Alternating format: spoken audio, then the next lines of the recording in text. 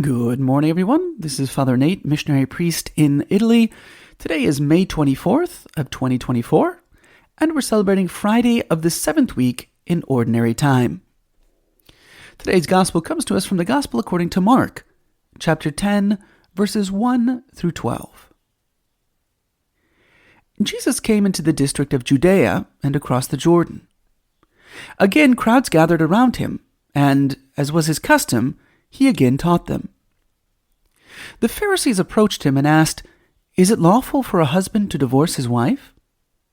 They were testing him. He said to them in reply, "What did Moses command you?"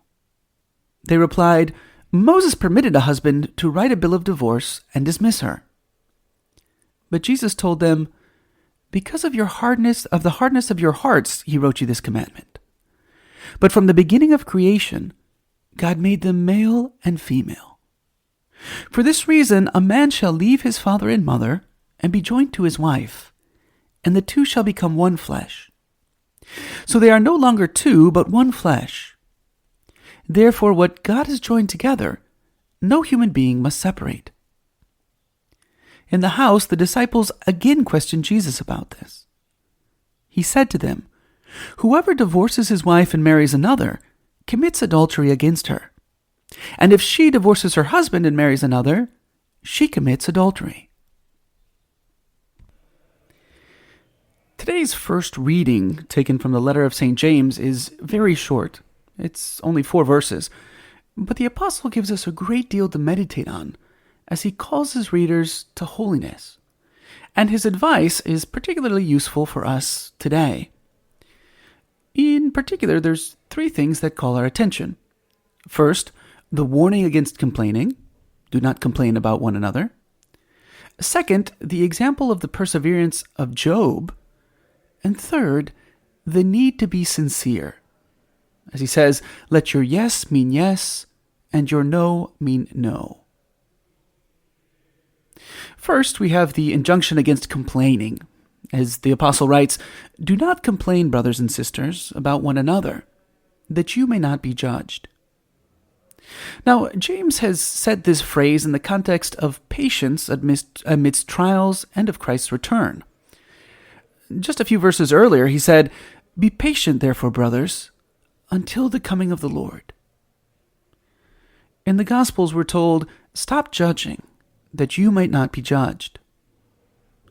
Now, in our lives, especially in times of difficulty or challenges, it's easy to turn on those around us and to complain. Yet, to complain about others is to subject ourselves to Christ's complaints about us, as it were. But we'd also be selling ourselves short if all we did was to be happy that we were not complaining about others. James uses those words deliberately, brothers and sisters, right? To remind us that in Christ, we are all one family. As St. John Paul II said, "Do not forget that true love sets no conditions. It does not calculate or complain, but simply loves." Again, do not forget that true love sets no conditions. It does not calculate or complain, but simply loves. Now, if we give in to complaining, then we've forgotten this essential part of our lives, that we must love God, and with Him and through Him, love others. Now, true love has no room for complaining, and if it complains, it's not true love. Now, how is this possible? How can we really love people, especially those who are annoying? Well, that's why St. James continues. He says, "You have heard of the perseverance of Job, and you have seen the purpose of the Lord, because the Lord is compassionate and merciful." Now, that word perseverance is much stronger than it seems. The Greek word is hupomone, and it doesn't mean just some passive response to difficulties, but rather a steadfast and resolute endurance, like that of a soldier on the battlefield when attacked from all sides. Now, regarding this, the great doctor of the Church, St. Thomas Aquinas, says that the principal act of courage is endurance. That is, to stand immovable in the midst of dangers rather than to attack them.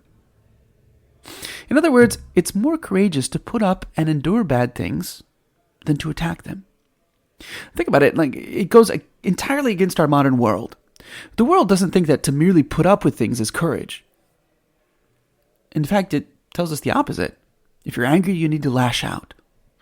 Send the tweet, light up Facebook like the 4th of July, but do something. Don't just sit there, because that's weak and lame. But rather for us as Christians, to endure, to humbly pray for the people who wrong us or annoy us, that's a great virtue. When we're angry, the temptation is always to get even or to strike back, and it is so much easier. Yet, the path of holiness passes through humility and patient endurance. It passes especially through forgiveness. All of this, however, must be sincere. That's why James tells us, let your yes mean yes and your no mean no. We must be sincere. It does us little good if we put up with other people but complain about them behind their backs or try to get them fired. Only a sincere love is enduring, trusting, patient, and forgiving.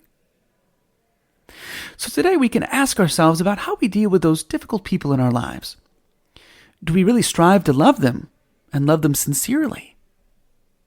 Are we courageous in our endurance of them, or do we strike back?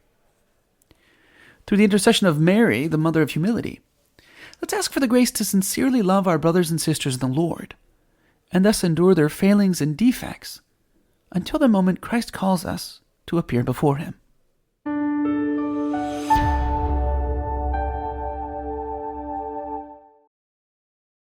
Thank you so much for listening. If you enjoyed hearing the gospel and homily, I invite you to share it with someone you know who may also find it rewarding, and also to subscribe to the Catholic Voice channel. Please see in the description below if you would like to receive a text message for each daily gospel and homily. Please also keep our missionary priests throughout the world in your prayers. Thank you, and God bless.